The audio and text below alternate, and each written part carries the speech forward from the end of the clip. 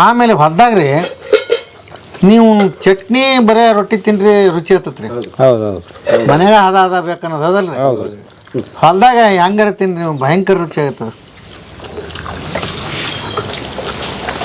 ವಯಸ್ಸಿನಾಗ ಎಷ್ಟು ರೊಟ್ಟಿ ತಿನ್ನೋದು ನೀವು? ವಯಸ್ಸಿನಾಗ ತಿನ್ನಾಕ ನಮ್ಗೆ ರೊಟ್ಟಿ ಅಲ್ಲ ಬಿಡ್ರಿ, ರೊಟ್ಟಿ ಹಂಚಿಗೆಂದು ತಿಂತಿದ್ವಿ. ರೊಟ್ಟೆ ಎಲ್ಲ ಹಂಚ್ಕೊಂಡು ಅಷ್ಟು ಬಡ್ತಾನ 2 ರೊಟ್ಟಿ 3 ರೊಟ್ಟಿ ಹಂಚಿ ಕಟ್ತಿರ್ಲಿ ನಮ್ಮವ. ಆಮೇಲೆ ತಿತ್ತಾಗ ಒಂದು ಸ್ವಲ್ಪ ಇದಾದ ಬಳಿಕ 7, 8, 10 ರೊಟ್ಟಿ ತನಕ ತಿಂತಿದ್ವಿ. ಎಲ್ಲಾರ ಕುಂದ್ರಲ್ರಿ. ಹೌದು. ಒಟ್ಟು ಗುಂಪಿನಾಗ ಬೆಳೆದಂಥವನು ರೈತ ಯಾವಾಗಲೂ. ಹಾಗಾಗಿ ಆತ ಬೆಳೆಯೋದು ಮತ್ತು ಉಣಿಸೋದು ಎರಡೂ ಕೂಡ ಸರಾಗವಾಗಿ ಮಾಡ್ತಾನೆ. ಬಟ್ ಯಾವ ನಿರ್ಬಂಧನೆ ಇಲ್ಲದೆ ಇವತ್ತು ದೇವ್ರು ಅಂತ ಯಾರಿಗಾರ ಅಂತಿದ್ರೆ ಅದು ರೈತಿಗೆ ಅನ್ಬೇಕು ಹೊರತು ಬೇರೆಯವ್ರಿಗೆ ಯಾರಿಗೆ ಸಲ್ಲೋದಿಲ್ಲ. ಅದು ಸಲ್ಲೋದಿಲ್ಲ. ಹೌದು. ರೈತಿಲ್ಲ ಅಂದ್ರೆ ಮನುಷ್ಯ ಬದುಕೋದಿಲ್ಲ. ರೈತ ಬೆಳೆದಾಗನ ಆ ಮನುಷ್ಯ ಬದುಕೋದು. ಇವತ್ತು ಜೈ ಜವಾನ್ ಜೈ ಕಿಸಾನ್ ಅಂತ ಹೇಳ್ತಾರೆ. ಜೈ ಜವಾನ್ ಜೈ ಕಿಸಾನ್ ಅಲ್ಲದು, ಜೈ ಕಿಸಾನ್ ಜೈ ಜವಾನ್. ಲಾಲ್ ಬಹದ್ದೂರ್ ಶಾಸ್ತ್ರಿ ಅವರು ಯಾಕೆ ಏನು ಕಂಡು ಹೇಳಿದ್ರ ಗೊತ್ತಿಲ್ಲ. ಇವತ್ತು ಜೈ ಜವಾನ್ ಅಲ್ಲ, ಜೈ ಕಿಸಾನ್ ಜೈ ಜವಾನ್. ಇಲ್ಲಿ ಅನ್ನ ಬೆಳೆದಿರ್ತಕ್ಕಂಥ ಅನ್ನ ಉಂಡು ಗಟ್ಟಿಮುಟ್ಟಾಗಿ ಅವನ ದೇಶ ಕಾಯಕ್ಕೆ ಹೋಗೋದು. ಅದ ಅನ್ನಲ್ಲ ಅಂದ್ರೆ ಅವನೇನು ದೇಶ ಕಾಯ್ತಾನ? ಒಂದು ಸಲ ಒಡೆದು ಹೊರಗೆ ಹೋತಂದ್ರ ನೀವು ಹೇಳದ ಹಂಗ ಸುಲಭಿಲ್ಲ. ಒಡೆದು ಹೊಡೆದು ಹಾಲನ್ನು ಕುಡ್ಸಕ್ ಆಗದಲ್ಲ ಯಾವ ಕಾರಣಕ್ಕೆ. ಆದ್ರೂ ಮೊಸರು ಮಾಡ್ಬೋದಲ್ಲ. ಮೊಸರು ಓಕೆ, ಮೊಸರು ಮಾಡ್ಬೋದಲ್ಲ, ಮಜ್ಜಿಗೆ ಮಾಡ್ಬೋದಲ್ಲ, ಮತ್ತು ಅದರ ಬೆಣ್ಣೆ ತೆಗಿಬೋದಲ್ಲ, ತುಪ್ಪ ಕಾಸಬೋದಲ್ಲ. ಓಕೆ, ಅದ್ಭುತ. ಬರ್ರಿ ಬೀಗ್ರ, ಊಟ ಮಾಡೋಣ. ಬಾಳ್ ಮಂದಾಗ್ಲಿ ತಗೋರಿ. ನಿಮ್ಮ ಬಾಯ ಅರಿಕೆಯಿಂದ ಹಂಗ ಆಗ್ಲೇವಾ?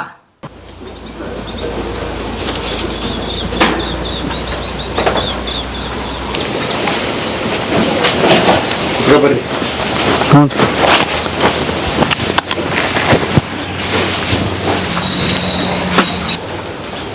ಆ ಕಡೆ ಇಳಿಸ್ರಿ, ಆ ಕಡೆ.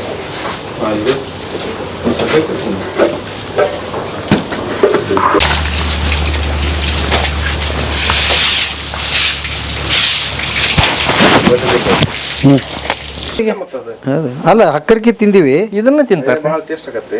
ಹೌದಾ? ರೊಟ್ಟಿ ಜೊತೆಗೆ ಒಂದು ಅಂತ ನೋಡ್ರಿ ಸೊಪ್ಪು ತಿನ್ನೋದು ಅನೇಕ ಅವು ನೀರು ಹೇಳ್ರಿ ಅವು ಮಾತ್ರ.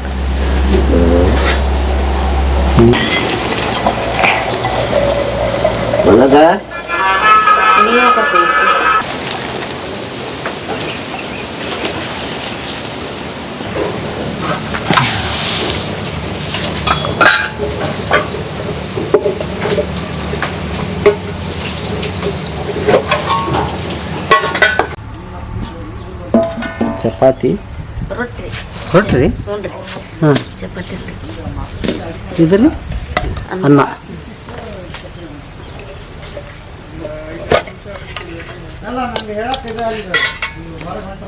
ಮಡಿಕೆ ಕಾಳು ಪಲ್ಯ ಅಲ್ರಿ ಅವ್ರು?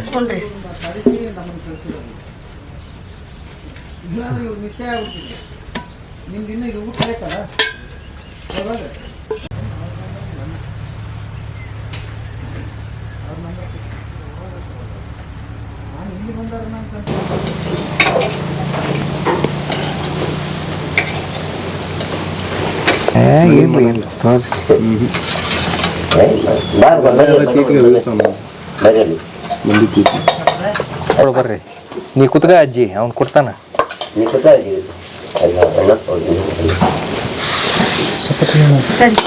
ಅವ್ರಿಗೆ ಕಾಳು ಪಲ್ಯ ಅಲ್ರಿ?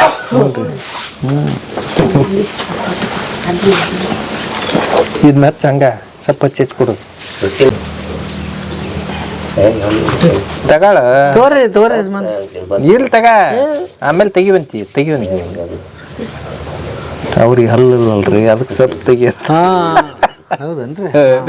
ಓಕೆ. ಓಕೆ,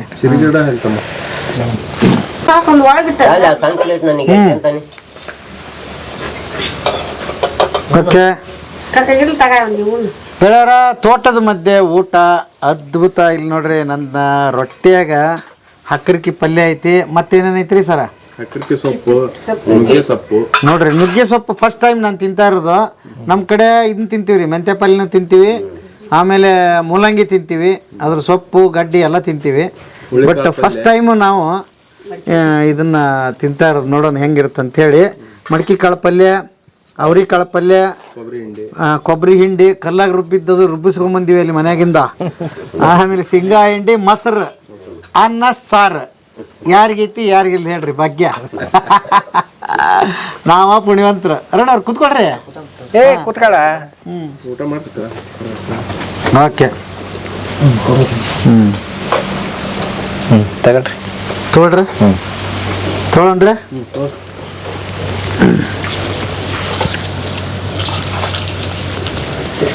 ಇಲ್ಲಿ ಇವ್ರದೆಲ್ಲ ಒಂದು ಪದ್ಧತಿ ಐತ್ರಿ. ಏನಂದ್ರೆ ಬೆಳಿಗ್ಗೆ 11 ಗಂಟೆಗೆ ಊಟ, ಆಮೇಲೆ ರಾತ್ರಿ ಒಂದೇ ಸಲ 2 ಊಟ ಅಲ್ರಿ?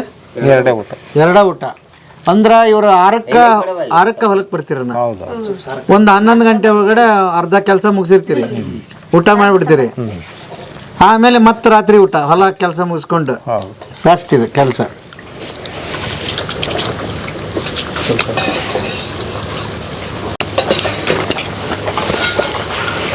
ಆಮೇಲೆ ಹೊಲ್ದಾಗ್ರಿ ನೀವು ಚಟ್ನಿ ಬರೇ ರೊಟ್ಟಿ ತಿನ್ರಿ, ರುಚಿ ಹತ್ತತ್ರಿ. ಹೌದೌದು. ಮನೆಯಾಗ ಹದ ಬೇಕನ್ನೋದು ಹೌದಲ್ರಿ? ಹೊಲ್ದಾಗ ಹೆಂಗಾರ ತಿನ್ರಿ ನೀವು, ಭಯಂಕರ ರುಚಿ ಆಗತ್ತದ. ಈ ಗಾಳಿ ಬಿಸಿಲು ಸರಿಯಾಗಿ ಮನುಷ್ಯನಿಗೆ ಬಿತ್ತು ಅಂದ್ರೆ ಹೊಟ್ಟೆ ಹಸುವಾಕತಿ, ಅರ್ಬತ್ತತಿ ಊಟ. ಹಂಗಾಗಿ ಏನು ಕೊಟ್ರೆ ತಿನ್ಬೇಕು ಅನಿಸ್ತತಿ. ಹಿಂಡಿ ರೊಟ್ಟಿ ಮತ್ತೊಂದು ಏನೋ ಆಗಲಿ, ಉದ್ದೇಶ ಅದ ಅದಲ್ಲ. ಅಡಿವ್ಯಾಗ ಹಂಗೆ, ಮನ್ಯಾಗ ಹಂಗಾಗದಲ್ಲ ಅದು. ಅಲ್ಲಿ ಬರೀ ನಾಲ್ಗೆ ರುಚಿ ಬಗಸ್ತತಿ. ಕರೆ ಹೇಳಿದ್ರಿ.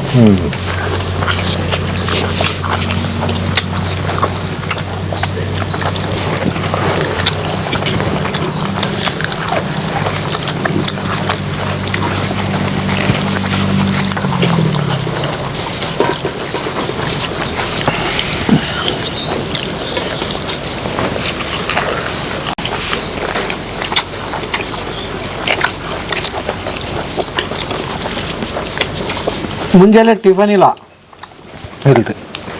ಊಟ ಪದ್ಧತಿನೇ ಇಲ್ಲ, ಇಲ್ರಿ. ಮನೆಗೂ ಅಷ್ಟೇ ಎಲ್ಲ ಎಲ್ಲ ಅಷ್ಟೇ. ಒಂದು ಕಪ್ ಟೀ ಮಾತ್ರ ಕುಡ್ತೀವಿ, ಚಾ ಮುಂಜಾನೆದ್ದು.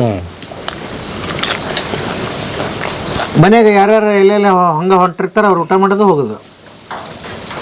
ಮನೆ ಹೋದ್ರ ಹಾಂ ಹೌದು. ಬಿಸಿ ಹಾಕ್ಬಿಟ್ಟು ಉಂಡೋಗ್ಬಿಟ್ರ ಏನು ತೊಂದರೆ ಇರಲ್ಲ. ವಯಸ್ಸಿನಾಗ ಎಷ್ಟು ರೊಟ್ಟಿ ತಿನ್ನೋದು ನೀವು?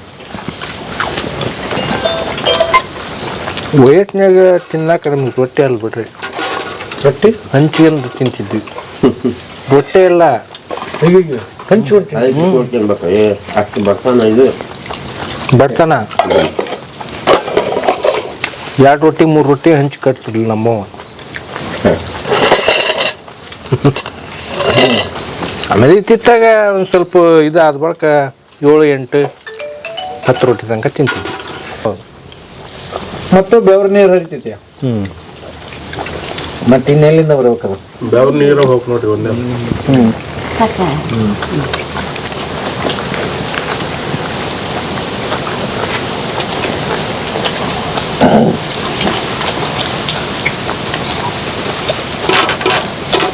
ನಿಮ್ಮ ಹೆಸರೇನು? ಅವ್ರ ಹೆಸರು ಲೋಹಿತ್ ಸರ. ಲೋಹಿತ್ ಅವರು. ನೀವು ಫ್ರೆಂಡ್? ಇಲ್ರಿ, ನಮ್ಮ ತಂಗಿ ಮಗ. ಹಾಂ ಹಾಂ ಹಾಂ. ಓ, ಅಲ್ಲಿ ಮನೆ ಹತ್ರ ಇದಾಗಿದ್ದಿರಲ್ಲ. ಹಾಂ, ಓಕೆ.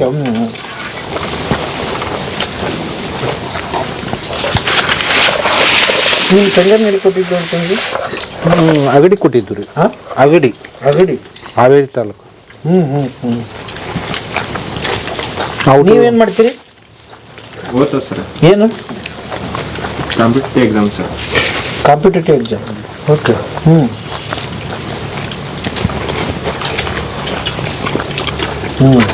ಅವರು ತಂದೆ ತೀರಿ ಹೋದ್ರಿ. ಹಂಗಾಗಿ ಮತ್ತು ನೀವು ಸಣ್ಣರು, ಅದಕ್ಕೆ ತಂಗಿ ನಿಲ್ಲಿಗೆ ಕರ್ಕೊಂಬಂದು ಇಟ್ಟೇನೆ. ಎಷ್ಟು ಮಕ್ಕಳು? ಇಬ್ಬರು ಗಂಡು ಮಕ್ಕಳು. ಹುಡುಗರು ಯಾರ ಗೊತ್ತಾಗ್ತದ.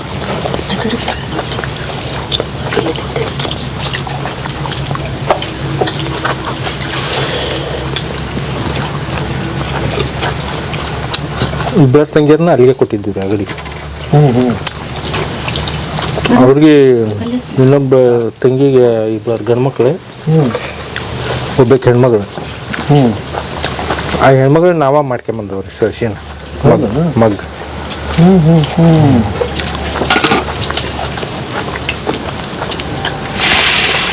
ಹೈಸ್ಕೂಲ್ ಶಾಲೆ ಮಾಸ್ತರ್.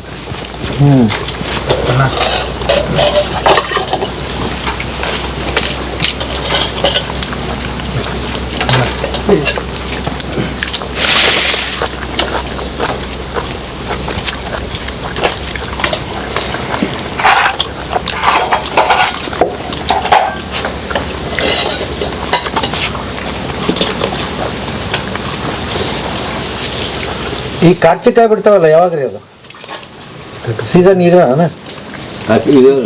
ಈಗ ಇನ್ಮ್ಯಾಲೆ ಚಲೋ, ಈಗಿನ ಹಾಕಿರ್ತಾರ್ರಿ, ಇನ್ಮೇಲೆ ಚಲೋ. ಅಲ್ಲ ಹಾಕುದಲ್ಲ ಅವ ಬೇಳೆ ಪಲ್ಯ ಹುಟ್ಟು ಹೊಲ್ದಾಗ ಹಾಕಿ ಹಾಕ್ತಾರ್ರಿ ಅದನ್ನ. ಹೌದಾ? ಹೌದು ಹಾಕ್ತಾರೆ.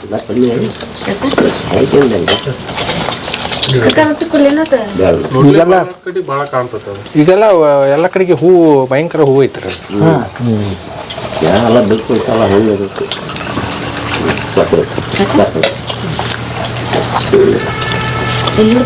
ಅದು ಶುಗರಿಗೆ ಬಾರಿ. ಶುಗರಿಗೆ ಚಲೋ ರೀ. ಎತ್ತಿ ತೆಗಿ.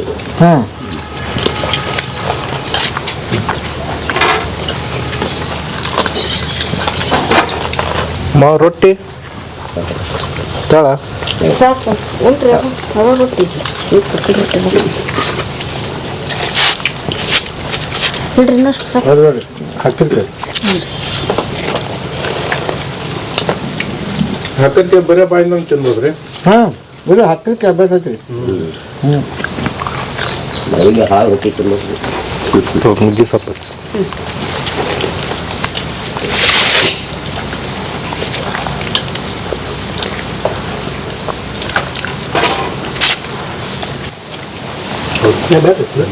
ಒಂದು ವಾರದಾಗ ಎರಡು ಸತಿ ಸೇವನೆ ಮಾಡ್ಬೇಕು.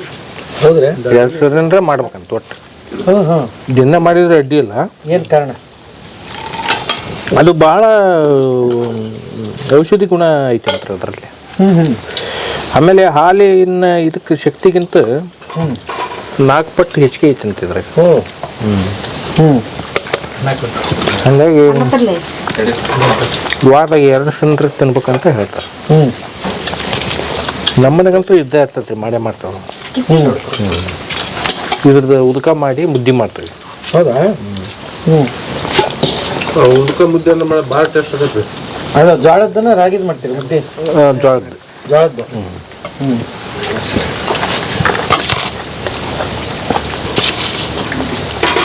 ಅಲ್ಲಿ ಮುದ್ದೆ ಮಾಡಂಗೆ ಕಾಣಿಲ್ರಿ ಬಿಜಾಪುರ ಸೈಡ್ ಹೆಚ್ಚಿಗೆ ಮಾಡ್ತಾರೆ. ನಿಮ್ಮ ಸೈಡ್ ನಮ್ಮ ಕಡೆ ಕಡಿಮೆ, ಬಟ್ ಇತ್ತಿತ್ತಲ ಮಾಡ್ತಾರೆ. ಎಲ್ಲಿ ಸರ ಪಲ್ಯ ಆಗ್ತೈತ್ರಿ. ಏನದು? ಸ್ವಲ್ಪ ರೀ, ಸ್ವಲ್ಪ ಇಷ್ಟ ಕೊಟ್ಟಿದ್ದೀನಿ ನಾನು. ಬಿಡ್ರಿ.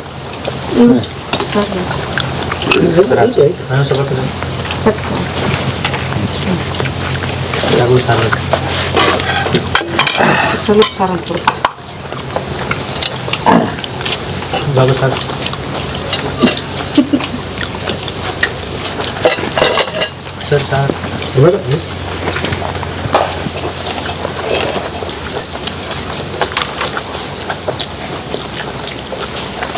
ವಯಸ್ಸಿನಾಗ ಎಷ್ಟು ರೊಟ್ಟಿ ತಿನ್ನೋದು ನೀವು? ವಯಸ್ಸಿನಾಗ ತಿನ್ನಾಕ ನಮ್ಗೆ ರೊಟ್ಟಿ ಅಲ್ಲ ಬಿಡ್ರಿ, ರೊಟ್ಟಿ ಹಂಚಿಗೆಂದು ತಿಂತಿದ್ವಿ. ರೊಟ್ಟಿ ಎಲ್ಲ ಹಂಚ್ಕೊಂಡು ತಿನ್ಬೇಕು. ಅಷ್ಟು ಬರ್ತಾನ ಇದು ಬರ್ತಾನ.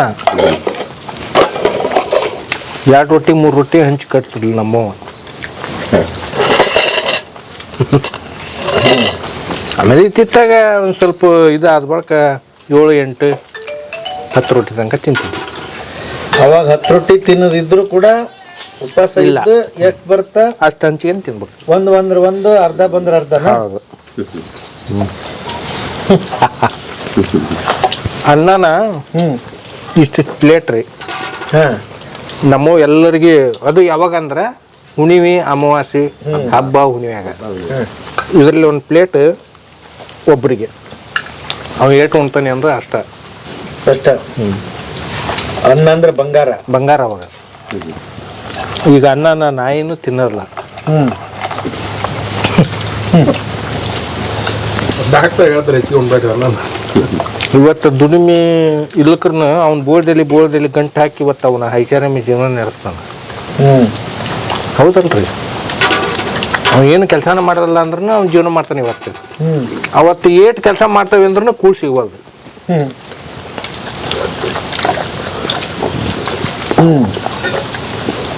ಅಂದ್ರೆ ಅವತ್ತಿನ ಕಾಲಕ್ಕೂ ಉಳ್ಳವರಾಗೇ ಇದ್ರು, ಬಡವರಾಗೇ ಇದ್ರು. ಹೌದೌದು. ಇದು ಪರಂಪರೆ ಹಂಗೆ ನಡ್ಕೊಂಬಂದೈತೆ ಅಂತೀನಿ.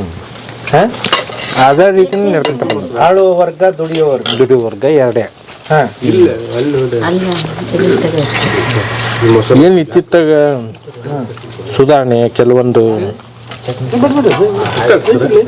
ಬುದ್ಧಿವಂತಿಕೆ ಮತ್ತು ವಿದ್ಯಾವಂತರು ಯಾವಾಗ ಹಾಕ್ಯಂತ ಬಂದ್ರೆ ಅಲ್ಲಿಗೆ ಸುಧಾರಣೆ ಹಾಕ್ಯಂತ ಒಂದು ಹಂತಕ್ಕೆ ಬಂದತಿ. ಆದರೂ ಅದ್ರೊಳಗನ ಬೇನಾಮಿ ಆಸ್ತಿಗಳು ಮಾಡ್ಕೊಂಡಂಥ ರಾಜಕಾರಣಿಗಳು ಅವರೆಲ್ಲ ಏನು ದುಡ್ಡಿನ ಮ್ಯಾಗ ಮಕ್ಕಂದಾರ. ಆದ್ರೆ ಇವತ್ತು ರೈತನ ಭಾಳ ಆ ರೀತಿ ಇಲ್ಲ. ಇವತ್ತು ಅವನ ಮಾನಕಂಜಿ ಸಾಲ ಮಾಡಿ ಮಾನಕಂಜಿ ಸಾಯಕಚ್ಚಾನ, ನೇಣು ಹಾಕ್ಯಂತಾನ, ವಿಷ ಕುಡಿತಾನ. ಇಂಥ ಪರಿಸ್ಥಿತಿ ಈಗಲೂ ಅದನ್ನು ನೋಡಿದ್ನಿ ಅಂದ್ರೆ ಅವ್ರು ಎಲ್ಲಿ ಅದಾರ ಅಲ್ಲೇ ಅದ್ರ ಮೇಲೆ ಅದಾರ, ಕೆಳಗ ಅದಾರ. ಆದರೂ ಊಟಕ್ಕೇನು ಕೊರತೆ ಇಲ್ಲ ಇವತ್ತಿನ ದಿನದಾಗ. ರೊಟ್ಟಿ ತಗಡ್ರಿ. ಬೇಡ್ರಿ, ನೀವು 3 ತಿಂದಿನಿ, 2 ತಿನ್ಬೇಕಾಯ್ತು, 3 ತಿಂದಿನಿ. ಈಗ ಉಳುವವನೇ ಒಡಿ ಅಂತ ಬಂತಲ್ಲ ಕಾನೂನು, ಅವಾಗ ಏನಾದ್ರು ಬದ್ಲಾತ್ರಿ? ಅವಾಗ ಬದ್ಲಾತ್ರಿ, ಎರಡೂ ಆತು. ಹೆಂಗಂದ್ರ ಭೂಮಿ ಇಲ್ದರೆ ಭೂಮಿ ಆಯ್ತು. ಅದು ಆತು. ಅದ್ರ ಜೊತೆಗೆ ಬಡವರು ಏನು ಲವಣಿ ಹಾಕಿ ಮಕ್ಕಳ ಮದುವೆ ಮಂಜಿ ಮಾಡಿದಂಥ ಬಡವ್ರು ಏನಿದ್ರಲ್ಲ ಅವರು ಆಸ್ತಿ ಹೋದವು. ಬಡವರು ಹೌದು, ಬಡವರು ಹೋದವು, ಶ್ರೀಮಂತರು ಹೋದವು. ಈಗ ದೊಡ್ಡ ಬಂಡವಾಳಸ್ಥರು 100 ಎಕರೆ 200 ಎಕರೆ 500 ಎಕರೆ ಆಸ್ತಿ ಇದ್ದಂತಾರೆ ಅವರು ಪಾಲಿಗೆ ಕೊಡ್ತಿದ್ರು. ಅವು ಯಾರ್ಯಾರು ಪಾಲು ಮಾಡ್ತಿದ್ರು ಅವ್ರ ಪಾಲ ಆದವು. ಹೌದ್ರೆ ಈ ಬಡತನ ಇದ್ದಂತ 1 ಎಕರೆ 2 ಎಕರೆ 3 ಎಕರೆ 10 ಎಕರೆ ಒಳಗಿನ ಏನು ಬಡವರು ಇದ್ರಲ್ಲ ಅವರು ಕೂಡ ಮಕ್ಕಳ ಮದುವೆ ಮುಂಜಿ ಮತ್ತೊಂದು ಹಬ್ಬ ಹುಣಿವಿ ಇಂಥವಕ್ಕೆಲ್ಲ ಲವಣಿ ಹಾಕಿ ಅವು ಹೋದ್ರು. ಅವರು ಏನು ಹೋಗಿಲ್ಲ ಅನ್ನಂಗಿಲ್ಲ.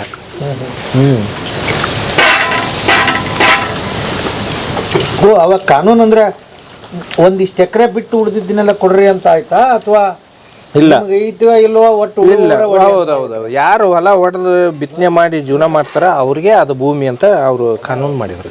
ಆದ್ರ ಅದರಲ್ಲಿ ಒಂದು ಲೋಪದೋಷ ಏನಾತಂದ್ರ ನೀವ್ ಹೇಳ್ದಂಗ 100 ಎಕರೆ 200 ಎಕರೆ ಇದ್ದರಿಗೆ ಈ ರೀತಿ, 1 ಎಕರೆ 2 ಎಕರೆ ಇದ್ದರಿಗೆ ಈ ರೀತಿ ಅಂತ ಮಾಡಿಟ್ಟಿದ್ರ ಕಾನೂನ.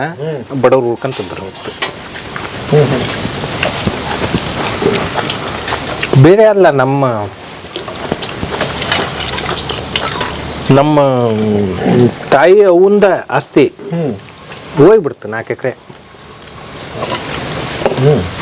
ಬೇರೆಯವ್ರಿಗೆ ಲವಣಿ ಹಾಕಿದ್ರ ಅವ್ನು ಉಳುವನೆ ಹೊಲದ ಒಡೆ ಅಂತ ಏನು ಕಾನೂನು ಬಂತಲ್ಲ, ಅವ್ರ ಫಲ ಆಗಿಬಿಡ್ತದೆ. ಅದು ಎಷ್ಟು ವರ್ಷ ಆಗಿರ್ಬೇಕಾಗಿತ್ತು ಉಳುವವ? ಅವನು ಇಷ್ಟು ವರ್ಷ ಅಂತ ಅಲ್ರಿ, ಆ ಕಾಯ್ದೆ ಬಂದಾಗ ಯಾವಾಗ ಹೊಲ ಯಾರು ಮಾಡ್ತಿದ್ರು ಅವ್ರಂತನ ಆಗಿಬಿಡ್ತದೆ. ನೀವು ಹಾಕಿ 1 ವರ್ಷ ಆಗ್ಲಿ ಸಂಬಂಧ ಇಲ್ಲ ಅದಕ್ಕೆ. ಅವನೊಂದು ಇದನ್ನ ಕಟ್ಟಾನ, ಪಟ್ಟು ಕಟ್ಟಾನ, ಇದನ್ನ ಏನು ತೆರಿಗೆ ಕಟ್ಟಾನ ಅವನು. ಈಗ ನೀವು ಹೊಲ ಮಾಡಕ್ ಹಚ್ಚಿದಿ, ತೆರಿಗೆ ನಿನ್ನೆ ಕಟ್ಟಿದ್ದಿ, ನೀವು ಒಂದ್ಸಲ ಅಲ್ಲಿ ತೆರಿಗೆ ಕಟ್ಟಿದ್ನಿ ಅಂದ್ರೆ ನಿಂದ ಅದ. ಹಂಗೆ ನಿಮ್ಗೆ ಯಾವ ಬರಲಿಲ್ಲ? ನೀವು ಯಾವ ನಮಗೆ ಆ ಶಕ್ತಿ ಇದ್ದಿಲ್ಲಂತ್ರಿ. ಒಂದು ಎತ್ತು ತಗೊಂಡು ಹೊಲ ಮಾಡೋ ಶಕ್ತಿ ನಮಗೆ ಬೇಕಲ್ಲ. ನಾವು ಅದಾಗನ ಅವ್ರ ಹುಟ್ಟಿರ್ಬೋದು. ಆಮೇಲೆ ನಾವು ಸಣ್ಣಾರ 75 ನಿಮ್ಗೆ ಅವಾಗ ಎಷ್ಟು ವಯಸ್ಸು? ಇನ್ನೂ ಸಣ್ಣ ನಾವು 10 ವರ್ಷ 74 75 ಆಗೈತೆ ನೋಡ್ರಿ ಅದು ಕಾನೂನು.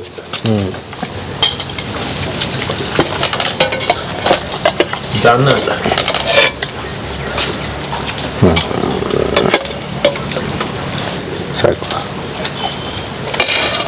ಕಿಟ್ಟಪ್ಪ ಬೇಡ ನೀರು ಅವ್ರಿ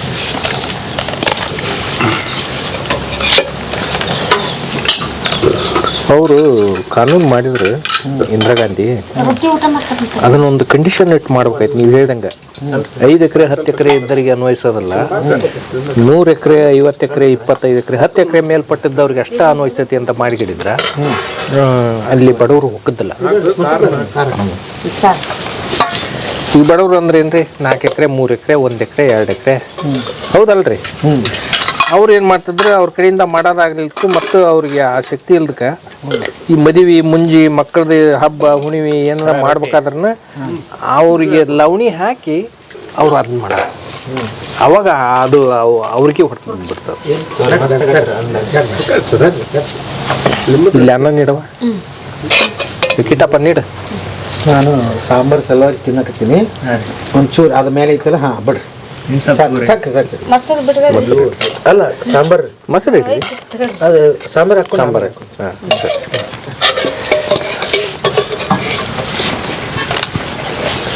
ಹಾಂ ಸ್ವಲ್ಪ ಐತಿ ಸಾಕು. ಬಿಡ್ರಿ ಬಿಡ್ರಿ ಬಿಡ್ರಿ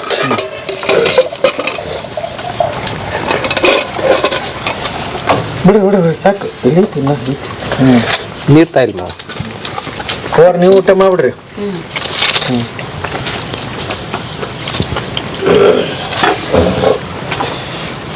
ಏನು ವಿರೋಧ ಎಷ್ಟಿತ್ರಿ ಅವಾಗ?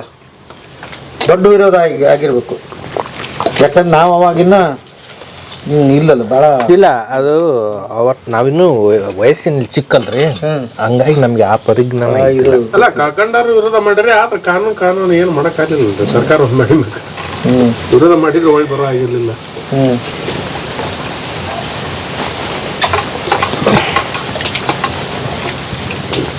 ಮೋದಿ ಅವರ ನೋಟ್ ಬ್ಯಾನ್ ಮಾಡ್ದಂಗ್ರಿ. ಹಂಗೆ ಮತ್ತೆ ಅಷ್ಟೇ ಅದ. ಯಾರು ವಿರೋಧ ಮಾಡಿದ್ರೆ ಏನು ಬರ್ತದೆ? ಅದು ಅವರು ಉದ್ದೇಶ ಇಟ್ಕೊಂಡು ಮಾಡಿದ್ದ ಅಂದ್ರ ಈ ದೇಶಕತ್ತಿ ಮಂತ್ಯಾನ್ಗಳು 1000 ಗಂಟೆ ಎಕರೆ ಆಸ್ತಿ ಇದ್ವು. ಬ್ರಾಹ್ಮಿಣ್ಸ್ ದೇಶಕತ್ತಿ ಮಂತ್ಯಾನ್ಗಳು ಇವೆಲ್ಲ 1000 ಗಂಟ್ಲೆ ಆಸ್ತಿ ಇದ್ದಂತಾರೆ. ಅವ್ರು ಮಾಡ್ತಿದ್ದಿಲ್ಲ, ಅವರು ಬೇರೆ ಕಡೆಯಿಂದ ಮಾಡ್ಸಾರ ಅವರು. ಹಾಗಾಗಿ ನೀ ಇಷ್ಟು ಜೋಳ ಕೊಡಪ್ಪ ನನಗೆ, ಇಷ್ಟಿಲ್ಲನ ನೀವು ಹೊಡ್ಕೊಂಡು ಮಾಡ್ಕೆ ಇದನ್ನ ಅಂತ ಹೇಳೋರು. 5 ಎಕರೆನ 10 ಎಕರೆನ ಕೊಟ್ಬಿಡಾರ ಅವರು. ಹಂಗಾಗಿ ಅದು ಆಮೇಲೆ ಇದು ಒಂದು ಅವಾಗ ದೊಡ್ಡ ಕಿಮ್ಮತ್ತು ತೆರಿಗೆ.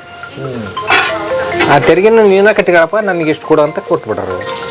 ಆ ತೆರಿಗೆ ಅವನು ಹೋಗಿ ಅವನ ಹೆಸರಲ್ಲೇ ಅಲ್ಲೇ ಏನು ಮಾಡ್ತಿದ್ರು, ಅವನ ಹೆಸರಲ್ಲೇ ಬರ್ಕೊಂತಿದ್ರು. ಅವರು ಯಾರು ಕಟ್ಟ್ಯಾರ ಅವ್ರ ಹೆಸರು ಬರ್ಕೊಂತಿದ್ರು.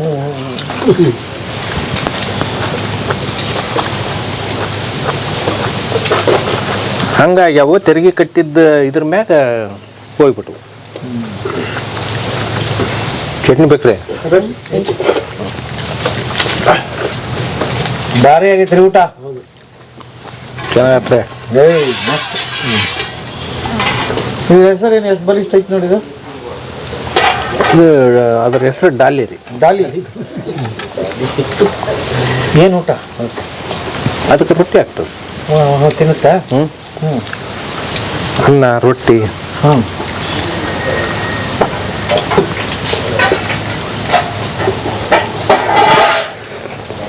ಕಾಯಿ ಮಿಲೆ ಇರ್ತಾ? ಕಾಯಿ ಮಿಲೆ ಇರ್ತವ್ರಿ, 2 ಅದಾವ್ರಿ. ಇನ್ನೂ ಒಂದು ಐತಿ ಡೈಲಿ ನೋಡ್ರಿ. ಯಾರನ್ನ ಬಿಡೋದಿಲ್ಲ ಹಂಗ? ಬಿಡಲ್ರಿ. ಗೊತ್ತವ್ರೆ ಹಂಗ ಸುಮ್ ಬಂದ್ಬಿಟ್ರೆ ಅಂಟ್ರ ಹಾಕ್ಬಿಡ್ತಾವ. ಈ ರಾತ್ರಿ ಅಂತೂ ಭಾರಿ.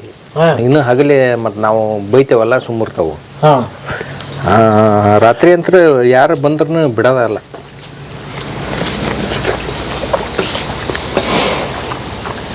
ಅಲ್ಲಿ ಮತ್ತೆ ಅದು ಹೆಂಗರ್ಕಂತಲೇ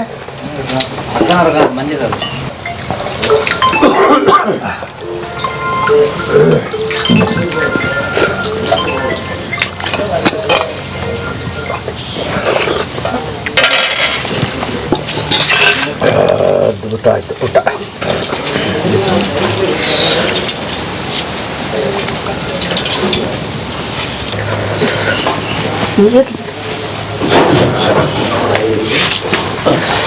ಕುತ್ಕೊಂಡು ಊಟ ಮಾಡ್ತೀರಿ ನೀವು? ಊಟ ಅದ್ಭುತ. ಏನ್ ಸರ್? ಟೇಬಲ್ ಮ್ಯಾಗ ಕುತ್ಕೊಂಡು ಊಟ ಭಾಳ ಮಾಡ್ತೀರಿ? ದಿವಸ ಹಳೆ ನೆನಪಾತ್ ನಮಗೆ. ನಾವು ಹೊಲಕ್ಕೆ ಹೋದಾಗ ನೀವು ಹೇಳ್ದಂಗೆ ಸಿಕ್ಕಿ ಕನ ಹೊಟ್ಟೆ ಹಸ್ಬಿಡದ್ರಿ. ಹೌದು. ಈ ಕಸ ತೆಗಿಯಕ, ಎಡಿ ಹೊಡ್ಯಾಕ, ರಂಟಿ ಹೊಡ್ಯಕ್ಕೆ ಹೋಗಿದ್ವಿ. ಹುಂಚಿ ಗಿಡದ ಕೆಳಗೆ ಕುಂತು ಊಟ ಮಾಡಿಬಿಟ್ರೆ ಅದ್ಭುತ. ಆ ದಿವಸ ಮತ್ತು ಭಾಳ ದಿವಸ ಆಗಿತ್ತು. ಸೊ ನಿಮ್ಮಿಂದ ಅಮ್ಮ ಏನು ಕೈಗುಣ ನಿಮ್ಮದು ಎಲ್ಲರದು ಭಾಳ ಅದ್ಭುತವಾಗಿತ್ತು. ಕಳ್ಕೊಂಡಿದ್ದೀವಿ. ಮತ್ತೆ ಒಳ್ಳೆ ಎಲ್ಲರೂ ಅದಾವ್ರಿ. ಆ ದಿನಗಳು ಬರ್ಲಿ ಅಂತ. ಮನ್ಸ್ಬೇಕು ಅಲ್ವಾ? ಒಂದಿಟ್ಟು ಊರಿಗೆ ಬಂದಾಗ ಸ್ಪೆಂಡ್ ಮಾಡಬೇಕು, ಎಲ್ಲರನ್ನ ಕರ್ಕೊಂಡು ಹೋಗ್ಬೇಕು, ಬುತ್ತಿ ಕಟ್ಕೊಂಡು ಹೋಗ್ಬೇಕು, ಊಟ ಮಾಡಬೇಕು, ಬರಬೇಕು. 4 ಜನ ಕೂಡಿ ಊಟ ಮಾಡಿದ್ರೆ ಅದು ಒಂದು ಸಂತೋಷನ ಬೇರೆ ಅಲ್ಲ? ಹಾಂ. ಒಬ್ಬರ ಗುಕ್ಕ ನಂಗೆ ಕುತ್ಕೊಂಡು ತಿಂದ್ರೆ ಏನಿದ್ರೆ ಅದು ಸ್ವಾದ ಅನ್ಸಲ್ಲ ಅಲ್ಲ? ಅನ್ಸಲ್ಲ. ಹಾಂ. ಕೂಡಿ ಜನ ಇದ್ನಿ ಅಂದ್ರೆ ಹಂಚಿ ಉಂಡ್ರೆ ಆನಂದನ ಬೇರೆ ಅಲ್ಲ? ಕರೆ ಹೇಳಿ. ಯಾಕಂದ್ರೆ ನಾವು ಭಾಳ ಮಂದಿ ಇರೋದ್ರಿಂದ ನಾವು ಹಂಚಿ ಉಂಡ್ಕಂತಾನೆ ಬಂದವಿ. ಹಾಂ. ಇವತ್ತು ಒಂದು ಮೀನು ತಂದ್ರು, ಮಟನ್ ತಂದ್ರು, ಏನ ತಂದ್ರು ಸಹಿತನ ಪ್ರತಿಯೊಬ್ಬರು ಹಿಂಗೆ ಕುತ್ಕೊಂಡಿರ್ತೇವೆ. ಪ್ರತಿಯೊಬ್ಬರಿಗೆ ಎಷ್ಟು ನೀಡ್ಬೇಕು ಅಷ್ಟೇ. ಹಾಂ.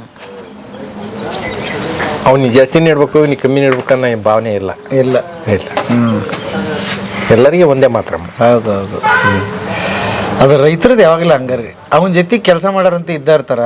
ಎಲ್ಲರನ್ನೂ ಒಟ್ಟಾಗಿ ಸೇರಿಸ್ಕೊಂಡು ಊಟ ಮಾಡೋ ಅಭ್ಯಾಸ ಎಲ್ಲಾರ ಕುಂದ್ರಲ್ರಿ. ಹೌದು. ಒಟ್ಟು ಗುಂಪಿನಾಗ ಬೆಳೆದಂಥವನು ರೈತ ಯಾವಾಗಲೂ. ಹಾಗಾಗಿ ಆತ ಬೆಳೆಯೋದು ಮತ್ತು ಉಣಿಸೋದು ಎರಡೂ ಕೂಡ ಸರಾಗವಾಗಿ ಮಾಡ್ತಾನೆ. ಬಟ್ ಯಾವ ನಿರ್ಬಂಧನೆ ಇಲ್ಲದೆ. ಇವತ್ತು ದೇವ್ರು ಅಂತ ಯಾರಿಗಾರ ಅಂತಂದ್ರೆ ಅದು ರೈತಿಗೆ ಅನ್ಬೇಕ ಹೊರತು ಬೇರೆಯವ್ರಿಗೆ ಯಾರಿಗೆ ಸಲ್ಲೋದಿಲ್ಲ. ಹೌದು.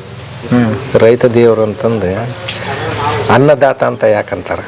ಕರೆ. ಯಾರ ಕಡೆಯಿಂದ ಕೊಡಕತ್ತ ಅನ್ನನ? ಸಾಧ್ಯ. ಕಂಪ್ಯೂಟರ್ ಕೊಡ್ತತೆ, ವಿಜ್ಞಾನ ಕೊಡ್ತತೆ. ಯಾವ್ದು ಕೊಡಕ್ಕೆ ಸಾಧ್ಯ ಅಲ್ಲ. ವಿಜ್ಞಾನ ಹುಟ್ಟೋದಕ್ಕಿಂತ ಪೂರ್ವದಲ್ಲೇ ಇದು ಹುಟ್ಕೊಂಡಿರೋದು. ಮಾನವ ಯಾವಾಗ ಭೂಮಿಗೆ ಬಂದ ಅವತ್ತ ಇದು ಸೃಷ್ಟಿಯಾಗೈತಿ. ಕೃಷಿ ಅನ್ನೋದು ಅದು ಇರೋದಂತ ಜಗತ್ತು. ನಾನು ಅದಕ್ಕೆ ಒಂದು ಹೊಸ ಆಂದೋಲನ ಶುರು ಮಾಡ್ಬೇಕಾಗಿದೆ ಸರ್. ಈಗ ಜ್ಞಾನ ತಗೊಳ್ರಿ, ಅದನ್ನ ಕೃಷಿಗೆ ಬಳಸ್ರಿ ಅಂತ. ಕರೆಕ್ಟ್. ನೀವು ಓದ್ತಾ ಇರೋದು ನಿಮ್ಮ ಅದ್ಭುತ. ಅದರಲ್ಲಿ ಏನಿಲ್ಲ. ಈಗ ಹಳೆಯ ಪದ್ಧತಿ ಮನುಷ್ಯನಿಗೆ ಜ್ಞಾನ ಬೇಕು ಬೇಡ ಅಂತ ಅಲ್ಲ. ಆದ್ರೆ ಆ ಜ್ಞಾನನ ಎಲ್ಲಿ ಉಪಯೋಗ ಮಾಡ್ಬೇಕನ್ನೋದು ಅವ್ರಿಗೆ ಪರಿಜ್ಞಾನ ಇಲ್ಲ. ಬರೀ ಒಂದ್ರ ಮ್ಯಾಗ ಕಾನ್ಸಂಟ್ರೇಟ್ ಮಾಡ್ತಾರ. ಇವತ್ತು ಬರೀ ಏನು ರೊಕ್ಕ ದುಡಿಬೇಕು ನಾವು ಆ ಜ್ಞಾನದಿಂದ ಇದ್ರ ಮ್ಯಾಗ ಹೊಂಟಾರ ಹೊರತು ಅದರಿಂದ 4 ಜನರಿಗೆ ಉಪಕಾರ ಆಗ್ಬೇಕು, 4 ಜನ ಬದುಕಬೇಕು ಅನ್ನೋ ಉದ್ದೇಶ ಇಟ್ಕೊಂಡು ಯಾರು ಅದನ್ನ ಜ್ಞಾನ ತಗೊಂತ ಇಲ್ಲ. ಅದು ಬರ್ಬೇಕು. ಅದು ಬಂದಾಗ ಮಾತ್ರ ರೈತ ಉಳಿತಾನ, ರೈತ ಬೆಳಿತಾನ. ಇನ್ನೂ ಈಗ 140 ಕೋಟಿ ಐತಲ್ಲ, ಇನ್ನೂ 140 ಕೋಟಿ ಅನ್ನ ಹಾಕಂತ ತಾಕತ್ ರೈತಗೆ ಐತಿ. ನಿಮ್ಮ ಕಂಪ್ಯೂಟರ್ಗಳು ಹೊಲಕ್ಕೆ ಬರಬೇಕು. ಹೌದು. ನಿಮ್ಮ ಜ್ಞಾನ ಹೊಲಕ್ಕೆ ಬರಬೇಕು. ಮತ್ತು ಕೃಷಿ ಬೆಳೆದ ರೈತನ ಮಾರುಕಟ್ಟೆಗೆ ಬರಬೇಕು ಅಲ್ಲ? ನಿಮ್ಮ ಜ್ಞಾನ ಅಂದ್ರೆ ಎಲ್ಲ ಒಂದು ಮ್ಯೂಚುವಲ್ ಅಂಡರ್ಸ್ಟ್ಯಾಂಡಿಂಗ್ ಆಗ್ಬೇಕಿಲ್ಲ. ಭೂಮಿ ಇದೆ, ರೈತ ಇದ್ದಾನೆ, ಮತ್ತು ಈಗ ಬಿಡಪ್ಪ ಕೆಲವೊಬ್ಬರಿಗೆ ಓದಿರಲ್ಲ, ಆ ಜ್ಞಾನ ಇರಲ್ಲ. ಇಲ್ಲಿ ಮಾರ್ಕೆಟನ್ನು ಇಡೀ ಜಗತ್ತಿಗೆ ನಾನು ಹೇಗೆ ತಲುಪಿಸ್ತೀನಿ ಅಂತ, ಅಲ್ಲಿದ್ದು ಇಲ್ಲಿಗೆ ಹೇಗೆ ತಗೊಂಡು ಬರ್ತೀನಿ ಮತ್ತು ನಮ್ದನ್ನ ಹೇಗೆ ಅಲ್ಲಿ ಈಗೇನ ಎಲ್ಲ ರೈತರು ಅಲ್ಪ ಸ್ವಲ್ಪ ವಿದ್ಯಾವಂತರು ಅದಾರ. ಆದ್ರೆ ಇವತ್ತು ಏನಾಗೈತಿ ಅಂದ್ರೆ ತನ್ನ ಬೆಳೆದಂತ ಬೆಳೆಗೆ ತಾನು ಬೆಲೆ ಕಟ್ಟ ಅಂತ ಪೊಸಿಷನ್ ಬರ್ಬೇಕು. ಅದು ಬಂದ್ರೆ ಮಾತ್ರ ಇದು ಸಾಧ್ಯತೆ ಐತಿ. ಇವತ್ತು ಒಂದು ಸಣ್ಣ ಕಡ್ಡಿ ಪೆಟ್ಟಿಗೆ ₹1 ಕಿಮ್ಮತ್ ಇರ್ತದೆ. ಆ ಕಿಮ್ಮತ್ತನ್ನ ಆ ಫ್ಯಾಕ್ಟ್ರಿ ಅವನ ಕಟ್ತಾನ. ಹೌದಾ? ಅವನು ಕಟ್ಟಿದ ರೇಟಿಗೆ ನಾವು ತರಬೇಕು. ನಾವಿವತ್ತು ಬೆಳೆ ತಗೊಂಡೋಗಿ ನಾವು ರೇಟ್ ಮಾಡಲ್ಲ, ಮಧ್ಯವರ್ತಿಗಳು ರೇಟ್ ಮಾಡ್ತಾರ. ಅದನ್ನ ತಗೊಳನ್ ರೇಟ್ ಮಾಡ್ತಾನ, ಅದಕ್ಕೆ ತಗೊಳನ್ ಕಿಮ್ಮತ್ ಕಟ್ತಾನ. ನಾನು ನಾನು ಎಷ್ಟು 1000 ಗಂಟ್ಲೆ ಲಕ್ಷ ಗಂಟ್ಲೆ ಖರ್ಚು ಮಾಡಿ ಅದನ್ನ ಬೆಳೆದಿರ್ತಾನೆ, ಅದು ಅವ್ರಿಗೆ ಬರಲ್ಲ. ಅದು ಅವ್ರು ಏನ್ ಕಿಮ್ಮತ್ ಕಟ್ತಾರ. ಇವತ್ತು ಅವನು ಇಡೀ ಬೆಳೆದನ್ನೆಲ್ಲ ನಾವು 1 ಲಕ್ಷ ಖರ್ಚು ಮಾಡಿ ಬೆಳೆದ ಬೆಳೆನೆಲ್ಲ ಬರೀ ಅವನು 75,000 ಕಿಮ್ಮತ್ ಕಟ್ಟಿದ್ರೆ ನಾವು ಕೊಟ್ಟು ಬರೋದು. ಇದು ದುರಂತ. ಹಾ ರೈತನಿಗೆ ಆಗ್ತಿರ್ತಾನಂತ ಅನ್ಯಾಯ, ಹಾ ದೌರ್ಜನ್ಯ ಇದು ಯಾವಾಗ ಹೋಗ್ಲಾಡ್ಸಕ್ಕಾಗತ್ತೆ ಅದು ಆ ದೇವ್ರಿಗೆ ಗೊತ್ತು. ಅದು ಆಗ್ಬೇಕು. ಹಾ ಆದಾಗ ಮಾತ್ರ. ಇನ್ನೂ ಒಂದು, ರೈತಿಲ್ಲ ಅಂದ್ರೆ ಜಗತ್ತಿಲ್ಲ, ರೈತಿಲ್ಲ ಅಂದ್ರೆ ಮನುಷ್ಯ ಬದುಕೋದಿಲ್ಲ. ರೈತ ಬೆಳೆದಾಗನ ಆ ಮನುಷ್ಯ ಬದುಕೋದು. ಇವತ್ತು ಜೈ ಜವಾನ್ ಜೈ ಕಿಸಾನ್ ಅಂತ ಹೇಳ್ತಾರೆ. ಜೈ ಜವಾನ್ ಜೈ ಕಿಸಾನ್ ಅಲ್ಲದು, ಜೈ ಕಿಸಾನ್ ಜೈ ಜವಾನ್. ಹಾ ಲಾಲ್ ಬಹದ್ದೂರ್ ಶಾಸ್ತ್ರಿ ಅವರು ಯಾಕೆ ಏನು ಕಂಡು ಹೇಳಿದ್ರ ಗೊತ್ತಿಲ್ಲ. ಇವತ್ತು ಜೈ ಜವಾನ್ ಅಲ್ಲ, ಜೈ ಕಿಸಾನ್ ಜೈ ಜವಾನ್. ಇಲ್ಲಿ ಅನ್ನ ಬೆಳೆದಿರ್ತಕ್ಕಂಥ ಅನ್ನ ಉಂಡು ಗಟ್ಟಿಮುಟ್ಟಾಗಿ ಅವನ ದೇಶ ಕಾಯಕ್ಕೆ ಹೋಗೋದು. ಅದ ಅನ್ನಲ್ಲ ಅಂದ್ರ ಅವನೇನು ದೇಶ ಕಾಯ್ತಾನ? ಹೌದಲ್ರಿ? ಖರೆ. ಬೇಕು ನಮ್ಮ ರಕ್ಷಣೆಗೆ, ಬೇಡ ಅಂತ ಹೇಳೋದಲ್ಲ. ಆದ್ರೆ ಇಲ್ಲಿಂದನೇ ಹೋಗ್ಬೇಕಲ್ಲ ಅವನು. ರೈತ ಬೆಳೆದ ಅನ್ನ ಉಂಡ ಹೋಗ್ಬೇಕಲ್ಲ. ಆ ಅನ್ನಲ್ದ ಅವನು ತಯಾರಕನ ಇಲ್ಲ, ಯಾವ ಕಾರಣಕ್ಕೆ ಸಾಧ್ಯ ಇಲ್ಲ. ಅದಕ್ಕೆ ರೈತ ಇವತ್ತು ಜಗತ್ತಿನ ಒಂದು ಏನು ಮೂಲ ಪುರುಷ. ರೈತಂದ್ರೆ ಜಗತ್ತು.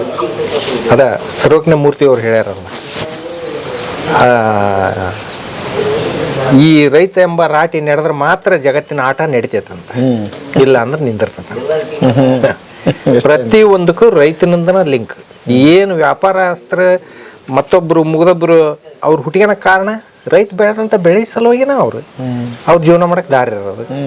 ಇಲ್ಲ ಅಂದ್ರೆ ಏನ್ ಮಾಡಕ್ಕಾಗತಿ? ಪ್ರತಿ ಒಂದರಿಂದನ ಲಿಂಕ್ ಐತಿ ರೈತಾಪಿ ಇಂದ.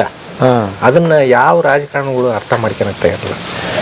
ಇಲ್ಲ, ಇತ್ತಿತ್ತಲಾಗಿ ಏನಾಗ್ತಿದೆ ಸರ್, ತುಂಬಾ ಜನಕ್ಕೆ ಉದ್ಯೋಗದ ಭರವಸೆ ಹೋಗ್ತಿದೆ. ಈಗ ಸುಮಾರು ಕಂಪನಿಗಳಲ್ಲಿ ನೀವೇ ಕೇಳ್ತೀರಿ, 10,000 ಜನ ತೆಗೆದ್ವಿ, 12,000 ಜನ ತೆಗೆದ್ವಿ ಅಂತ ನೋಡ್ತಾನೆ. ಇವತ್ತಿನ ಕಂಪ್ಯೂಟರ್ ಈಗ 108 ಸವಾಲ್ಗಳು, ಅಲ್ಲಿ AI ಬಂದಿದೆ. ಆಮೇಲೆ ಈಗ ಒಂದು ಏನಂದ್ರ 1000 ಜನ ಕೆಲಸ ಮಾಡೋ ಅಂತ ಕೆಲಸನ ಒಂದೇ ಒಂದು ಮಷಿನ್ ಮಾಡ್ತಾರೆ. ಮತ್ತೆ ಅವನ ಅವಶ್ಯಕತೆ ಇಲ್ಲಿ ಉಳಿತು ಮಾನವ ಒಂದು ಆಟೋಮೆಟಿಕ್ಲಿ. ಮತ್ತೆ ಅವನ ಮೆಷಿನ್ ತಂದಿಟ್ಕೊಂಡಿ ಅಂದ್ರೆ ಇವ್ರು ಅದಕ್ಕೆ ಬೇಕು ಅವನಿಗೆ. ಹೌದು. ಹಿಂಗಾಗಿ ಈ ವಿಜ್ಞಾನ ಅಂದ್ರೆ ಒಳ್ಳೇದಕ್ಕೂ ಐತಿ, ಕೆಟ್ಟದಕ್ಕೂ ಐತಿ. ಈಗ ಇವತ್ತು ಆ ವಿಜ್ಞಾನ ಬೆಳೆದೈತಿ, ಅವ್ನು ತಯಾರು ಮಾಡ್ಯಾನ ಒಂದು ಮಿಷನ್ ಅಂದ್ರೆ 1000 ಮಂದಿ ಹೊಟ್ಟಿ ಮ್ಯಾಗ ಹೊಡೆದಂಗ ಅವನು. ಆ ವಿಜ್ಞಾನ ಕೆಟ್ಟದ್ದ ಒಳ್ಳೇದ. ಇವತ್ತು ಅದು ಇಲ್ಲ ಅಂದ್ರೆ ಮನುಷ್ಯನ ಕೈಲಿ ಮಾಡ್ದಂತ ಕೆಲಸ ಮಾಡ್ತಾನ, ಅದು ಒಳ್ಳೇದು. ಈ ಮನುಷ್ಯ ಈಗ JCB ಅದು ಏಸ್ ಮಂದಿ ಕೆಲಸ ಮಾಡ್ತೈತಿ. 1000 ಮಂದಿ ಕೆಲಸ ಒಂದ ಮಾಡ್ತೈತಿ ಒಂದ್ ದಿನಕ್ಕೆ. 1000 ಮಂದಿ ಹಚ್ಚಿದ್ರೂ ಆ ಕೆಲಸ ಮಾಡಕ್ಕಾಗಲ್ಲ. ಇವತ್ತು ಬಂಡಿ ಹೊಡಿತೈತಿ, ಗುಡ್ಡ ಕೆದರ್ತೈತಿ, ಸರ ಮುಸ್ತೈತಿ.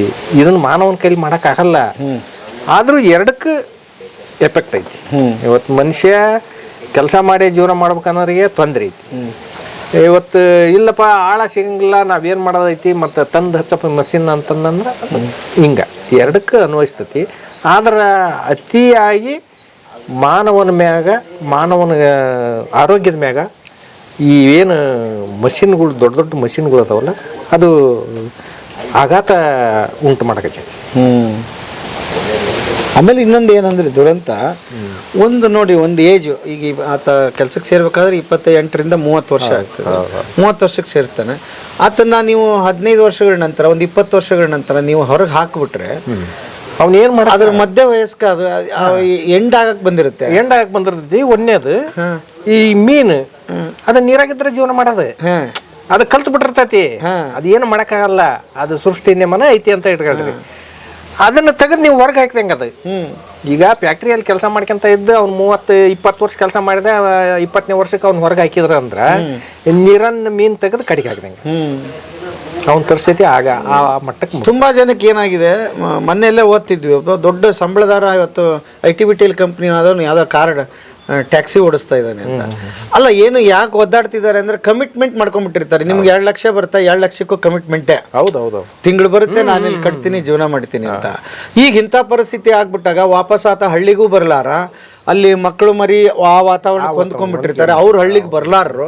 ಈತನಿಗಿರ್ಬೋದು ತಪ್ಪು ಮಾಡ್ಬಿಟ್ಟೆ ವಾಪಸ್ ಹಳ್ಳಿಗೆ ಹೋಗ್ಬೇಕಂತ, ಅರೆ ನಿನ್ನ ಹೆಂಡತಿ ಬರಲ್ಲ, ಮಕ್ಕಳು ಬರಲ್ಲ, ಅದು ಪಾಪ ಅವ್ರದ್ದು ತಪ್ಪಲ್ಲ. ಆ ವಾತಾವರಣಕ್ಕೆ ಹೊಂದ್ಕೊಂಡಿದ್ದಾರೆ. 10 ಮಂದಿಗೆ ಬರ್ಬೋದು, ಇನ್ನು 90 ಮಂದಿ ಅನಿವಾರ್ಯ ಕಾರಣದಿಂದ ಬರ್ಬೋದು 10 ಮಂದಿಗೆ, ಇನ್ 90 ಮಂದಿಗೆ ಬರೋದಲ್ಲ ಅದು.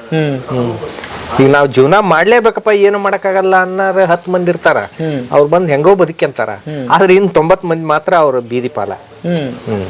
ಹಾಗಾಗಿ ಒಂದೇನು ಇದರಲ್ಲಿ ಹೇಳ್ಬೋದು ಅಂತ ನನಗನ್ಸುತ್ತೆ. ನೀವು ಹೇಳ್ಬೇಕು ಅದನ್ನ, ನೀವೇನಾದ್ರೂ ಕೆಲಸ ಮಾಡ್ತೀರ್ರಿ, ನಿಮ್ಮ ಊರಿನ ಹೊಲ ಮನೆಯ ಹೌದು ಮರಿಲಾರ್ದೆ ಅಲ್ಲಿ ಅದನ್ನ ಕಾಪಾಡಿಕೊಂಡು ಉಳ್ಕೊಂಡು ಅಲ್ಲಿ ಒಂದಿಷ್ಟು ಏನಾದರೂ ನೀವು ಬೆಳ್ಕೊಂಡಿದ್ರೆ ನಿಮ್ಮ ಯಾವುದೋ ಕಾಲಕ್ಕೆ ಗೊತ್ತಿಲ್ಲ, ಈಗ ವಾಪಸ್ ಊರಿಗೆ ಹೋಗಂಗೆ ಇಟ್ಕೊಡ್ರಿ ಇಟ್ಕೋಬೇಕು. ಆಮೇಲೆ ನಾವು ಮಕ್ಕಳನ್ನ ಈ ಓದಿನ ಜೊತೆಗೆ ಈ ಕೃಷಿ ಕಾಯಕನ ಕಲಿಸ್ಬೇಕು ಅವ್ರಿಗೆ. ಅಂದ್ರೆ ಅವನು ಈ ಯಾವ್ದಕ್ಕಾದ್ರೂ ಗಟ್ಟೆಕನ, ಈಗ ಅನುಭವ ಇರ್ತೈತೆ ಅವನಿಗೆ ಹಿಂದ್ ಮಾಡಿದ್ದು, ಅವ್ನ ಅಲ್ಲೇನ್ರ ಕಳ್ಕೊಂಡ್ ಅಂದ್ರೆ ಇಲ್ಲಿ ಬಂದು ಹುಡುಕಬಹುದು ಅವನು. ಅದು ಬೇಕು. ಇವತ್ತಂಗ ನಮ್ಮ ಹುಡುಗ ಶಾಲೆ ಕಲಿತಾನ, ಅವ್ನೇನು ಮಾಡೋದ್ ಬೇಡ ಅಂತ ಕುಂದ್ರಿಸಿ ಅವ್ನಂಗ ಓಣಿ ಹಂಗೆ ಕರ್ಕೊಂಡ್ ಹೋಗಿ ಅವ್ನ ಶಾಲೆಯಿಂದ ಅಲ್ಲೇ ಹತ್ಲಾಗ ಯಾವ್ದಾರ ಅವ್ನ ಕೆಲ್ಸಕ್ಕೆ ಹೋದ್ನೆ ಅಂದ್ರ ಇಲ್ಲಿ ಬದುಕು ಅವ್ನಿಗೆ ಗೊತ್ತಾಗಲ್ಲ, ಇಲ್ಲಿ ಬದುಕು ಅವ್ನು ಮಾಡಕ್ಕಾಗಲ್ಲ, ಇಲ್ಲಿ ಬದುಕು ಅವ್ನು ಕಟ್ಕೊಳಕ್ಕಾಗಲ್ಲ. ಯಾಕಂದ್ರೆ ಐಷಾರಾಮಿ ಜೀವನ ಕಟ್ಕೊಂಡಿರ್ತಾನ, ಇಲ್ಲಿ ಬಂದು ಅವ್ನು ವಾಸನ ಮಾಡಕ್ಕಾಗಲ್ಲ. ಅದಕ್ಕೋಸ್ಕರ ಈ ನಾವು ಓದಿನ ಜೊತೆಗೆ ಈ ಕೃಷಿನ ಅಥವಾ ಈ ಕಾರ್ಮಿಕ ಮಕ್ಕಳು ಅವರು ಕೆಲ್ಸಕ್ಕೆ ಈ ರಜಾ ದಿನಗಳಲ್ಲಿ ಕೆಲ್ಸಕ್ಕೆ ಕಳಿಸ್ಬೇಕು ಅವ್ರನ್ನ. ಅವಾಗ ಅವ್ನು ಎಲ್ಲದಕ್ಕೂ ಗಟ್ಟಕನ. ಈಗ ಬರೇ ನಾವು ಮನೆಯಾಗಿದ್ದು ಬಿಸಿಲು ಕಾಣ್ದಂಗೆ ಮಳೆ ಕಾಣ್ದಂಗೆ ಇದ್ನಿ ಅಂದ್ರೆ ಒಂದೇ ಸರಿಗೆ ನಾವು ಬೈಲಿಗೆ ಬಂದ್ರೆ ಬಿಸಿಲಿಗೆ ತಡೆಯೋದಲ್ಲ, ಮಳೆಗೆ ತಡೆಯೋದಲ್ಲ. ಅದೇ ನಾವು ಬಿಸಿಲಾಗ ಅಡ್ಡಾಡಿ ಮಳೆಯಾಗ ಅಡ್ಡಾಡಿ ಮನೆಯಾಗ ಇದ್ನಿ ಅಂದ್ರೆ ಅಷ್ಟಕ್ಕೂ ಹೊಂದ್ಕೊಂತಾವ. ಬಟ್ ನಿಮ್ಮ ಮನೆಯ ಪರಿಸ್ಥಿತಿ ಒಂದು ಯೋಚನೆ ಮಾಡಿದಾಗ, ಮತ್ತೆ ನೀವು ಅಣ್ಣ ತಮ್ಮಗಳು ಇದ್ರಿ, ಏನೂ ಓದಿರಲಿಲ್ಲ, ಕೃಷಿ ಬಿಟ್ಟರೆ ಬೇರೆ ಇರಲಿಲ್ಲ, ಇದಕ್ಕೆ ಅಂಟ್ಕೊಂಡಿದ್ರಿ, ಮನೆಗೆ ಅಂಟ್ಕೊಂಡಿದ್ರಿ, ಹೊಲಕ್ಕೆ ಅಂಟ್ಕೊಂಡಿದ್ರಿ, ಸಂಬಂಧಗಳಿಗೆ ಅಂಟ್ಕೊಂಡಿದ್ದೀರಿ, ಅನಿವಾರ್ಯ ಕಾರಣ. ಈಗ ನೀವೇ ನಿಮ್ಮ ಮಕ್ಕಳು ಸುಮಾರು ಜನ ಇವತ್ತು ಹೊರಗಡೆ ಹೋಗಿದ್ದಾರೆ. ನಾಳೆ ಮುಂದಕ್ಕೆ ಮತ್ತೆ ಈ ಥರದ್ದು ಈ ಕುಟುಂಬನ ಹೀಗೆ ನೋಡ್ಬೋದಾ, ಅಥವಾ ಅವ್ರು ಇದರಲ್ಲಿ ತೊಡಕೋತಾರ, ಆಸಕ್ತಿ ಇದೆಯಾ, ಅಥವಾ ನಿಮ್ಮ ಕಾಲಕ್ಕೆ ಇದು ಮುಗಿದು ಹೋಗುತ್ತಾ ಹೇಗೆ ಅಂತ? ಇಲ್ಲ, ನೀವು ಹೇಳಿದ್ರಲ್ಲ ಅದು ಸತ್ಯ. ಈಗ ನಮ್ಮ ಆಲ್ರೆಡಿ ಒಬ್ಬ ಮಗ ಪೊಲೀಸ್ ಡಿಪಾರ್ಟ್ಮೆಂಟ್ನಾಗಿರೋನೆ, ನಿಮ್ಗೆ ವಯಸ್ಸಾತು, ನಿಮ್ಮ ಕಡೆಯಿಂದ ಹೊಲ ಮನೆ ಮಾಡೋದು ಆಗೋದಿಲ್ಲ, ನಾವು ನಿಮ್ಮ ಹೊಲ ಮನೆ ಮಾಡೋದು ನಮ್ಮ ಕಡೆಯಿಂದ ನೋಡೋದಾಗಲ್ಲ, ನಾನು ರಜೆ ನಿಮಗೆ ಕೊಟ್ಟು ನಾನು ಕೃಷಿಗೆ ಬರ್ತಾನೆ ಅಂತ ಹೇಳಕಚ್ಚ. ಯಾಕಂದ್ರೆ ಅವನು ಆ ಕೃಷಿ ಜೊತೆಗೆ ಬೆಳೆದಾನ. ಅವನು ಕೃಷಿ ಬಿಟ್ಟು ಸಪ್ರೇಟ್ ಆಗಿ ಬೆಳೆದು ಹೋಗಿದ್ರೆ ಅವನಿಗೆ ಆ ಭಾವನೆ ಬರ್ತದಿಲ್ಲ. ಅವನು ಕೃಷಿ ಜೊತೆಗೆ ಬೆಳೆದು ಕೃಷಿ ಜೊತೆಗೆ ಓದು ಮತ್ತೊಂದು ಮುಗಿಸಿದ ಕಾರಣಕ್ಕೆ ಅವನು ಇದನ್ನೆಲ್ಲ ವಿಚಾರ ಮಾಡ್ತಾನೆ. ಅದಕ್ಕೆ ಹೇಳೋದು, ಓದಿನ ಜೊತೆಗೆ ಕೃಷಿನ ಅವರಿಗೆ ಕಲಿಸ್ಬೇಕ ನಾವು ರಜಾ ದಿನಗಳಲ್ಲಿ.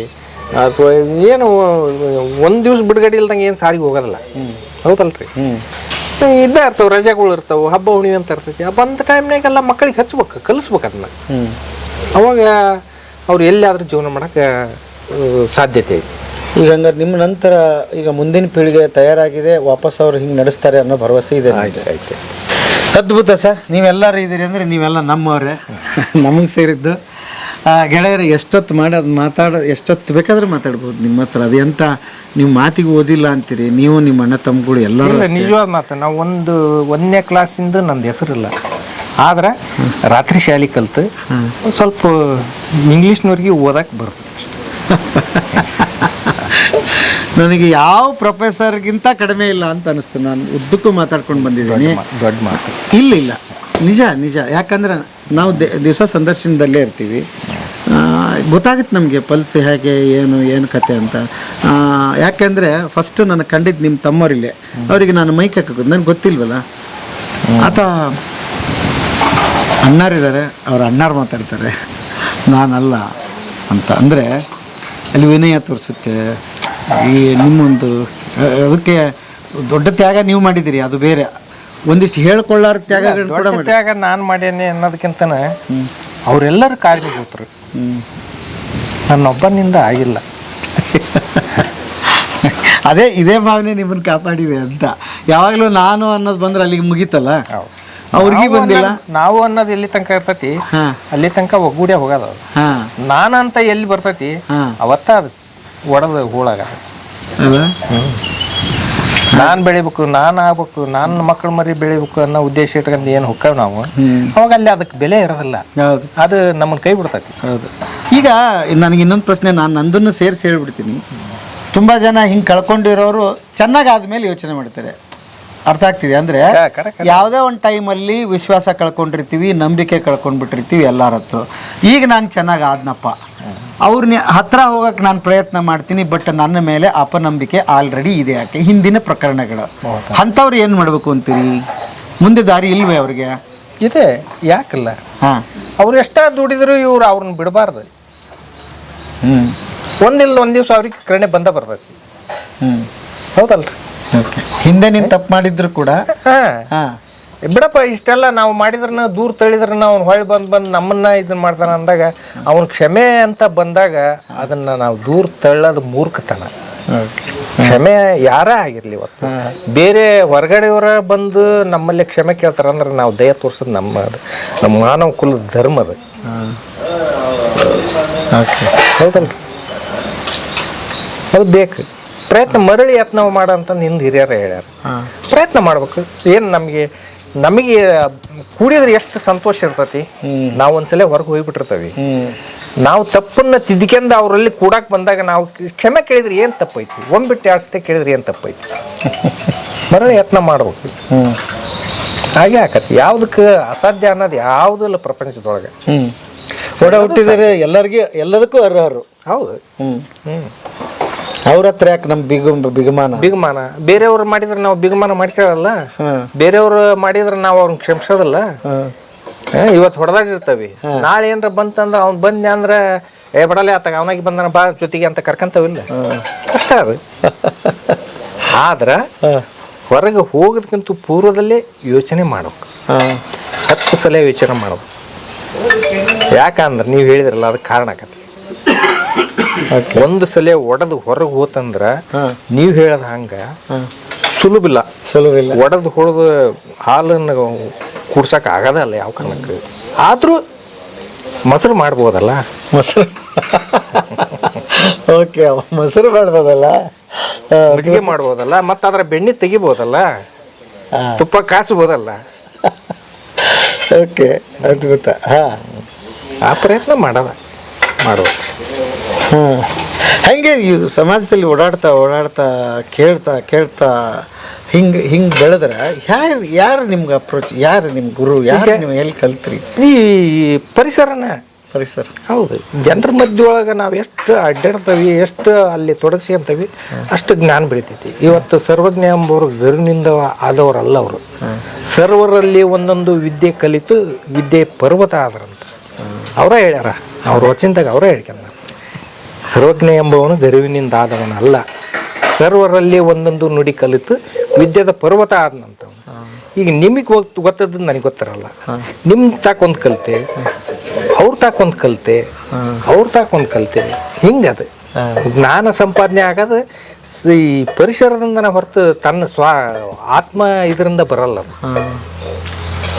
ಗುರು ಇಲ್ಲದ ವಿದ್ಯೆ ಇಲ್ಲ. ಗುರು ಬೇಕು. ಪರಿಸರನ ನಮಗೆ ಗುರು. ನಿಜ ಹೇಳಿದ್ರಿ, ಅದ್ಭುತ. ನನಗಂತೂ ಭಾಳ ತೃಪ್ತಿಯಾದ ಎಪಿಸೋಡ್ಗಳು ಇವು. ನಮ್ಮ ವೀಕ್ಷಕರಿಗೆ ಮೋಸ್ಟ್ಲಿ ಹಾಗೆ ಆಗಿರುತ್ತೆ. ನಾನು ಇನ್ನೊಂದು ಕೇಳ್ಕೊಂಡ್ಬಿಡ್ತೀನಿ, ತುಂಬ ಜನಕ್ಕೆ ಇಷ್ಟೆಲ್ಲ ನೋಡಿದ್ಮೇಲೆ ಒಂದು ಆಸೆ ಇದ್ದೇ ಇರುತ್ತೆ, ನಿಮ್ಮನ್ನು ಮಾತಾಡಿಸ್ಬೇಕಂತ ಅನಿಸ್ತಾ ಇರುತ್ತೆ, ನಿಮ್ಮ ತೋಟಕ್ಕೆ ಬರಬೇಕು ಅಂತ ಅನಿಸ್ತಾ ಇರುತ್ತೆ, ನಿಮ್ಮ ಮನೆ ನೋಡಬೇಕು ಅಂತ ಆಸೆ ಪಡ್ತಿರ್ತೀರಿ. ಬರ್ಬೋದಾ? ಯಾವಾಗಲೂ ನಮ್ಮ ಮನೆ ಬಾಗಿಲು ತೆರೆದಿರ್ತೈತಿ. ಯಾರಾದರೂ ಬಂದು ಫೋನ್ ಮಾಡಿ ಕೇಳಿ, ಮನೆಗೆ ಬರಲಿ, ನಾವು ಅವ್ರನ್ನ ಆಧಾರದಿಂದ ಕರೆದು ಅವರು ಸತ್ಕಾರ ಮಾಡ್ತೀವಿ.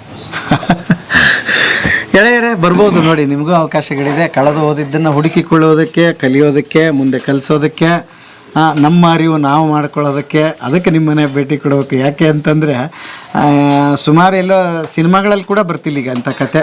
ಯಾರೋ ನಿಮ್ಮಂಥವ್ರೆ ನಮಗೆ ನೋಡೋಕೆ ಸಿಕ್ಕೋದು. ಹೋಗ್ಬಿಡ್ತು. ರಾಜ್ಕುಮಾರ್ ಅವ್ರ ಕಾಲಕ್ಕೆ ಹೋಗ್ಬಿಟ್ಟು ಅಲ್ಲ, ಅದ್ಭುತ. ರಾಜ್ಕುಮಾರ್ನ ಕಾಲ, ಅವ್ರು ಮಾಡಿದಂಥ ಫಿಲ್ಮ್ಗಳು ಎಷ್ಟೋ ಮನೆಗಳಿಗೆ, ಎಷ್ಟೋ ಜನರಿಗೆ ದಾರಿದೀಪವಾಗಿ.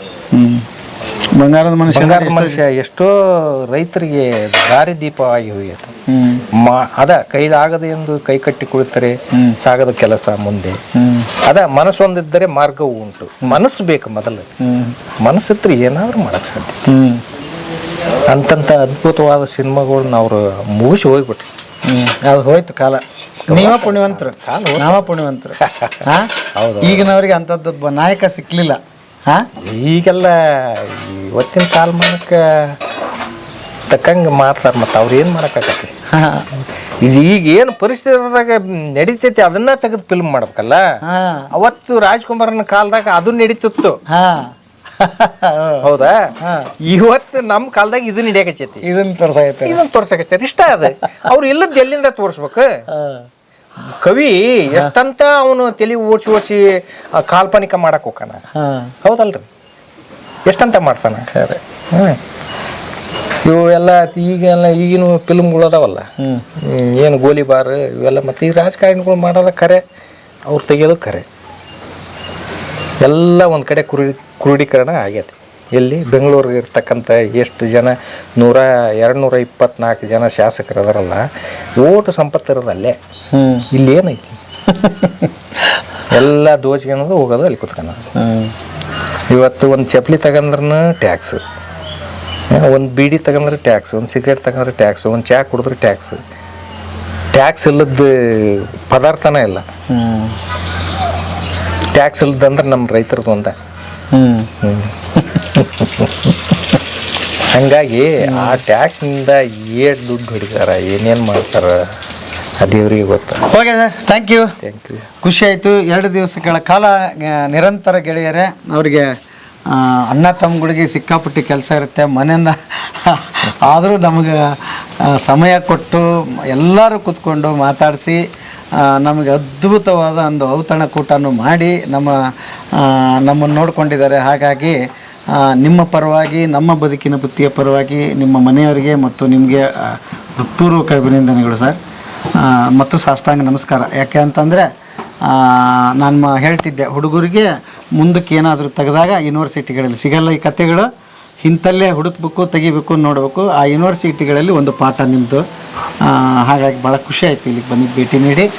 ಇವತ್ತಿನ ಬದುಕಿನ ಬುತ್ತಿಯ ಕಥೆಯನ್ನು ಇಲ್ಲಿಗೆ ಮುಗಿಸ್ತೀನಿ. ಮತ್ತೆ ನಾಳೆ ಇನ್ನೊಂದು ಕತೆ, ಇನ್ನೊಂದು ಬದುಕಿನ ಬುತ್ತಿಯೊಂದಿಗೆ ತಮ್ಮ ಮುಂದೆ ಹಾಜರಾಗ್ತೀವಿ. ಅಲ್ಲಿವರೆಗೆ ನಮಸ್ತೆ ನಮಸ್ತೆ ನಮಸ್ತೆ ಗೆಳೆಯರೇ.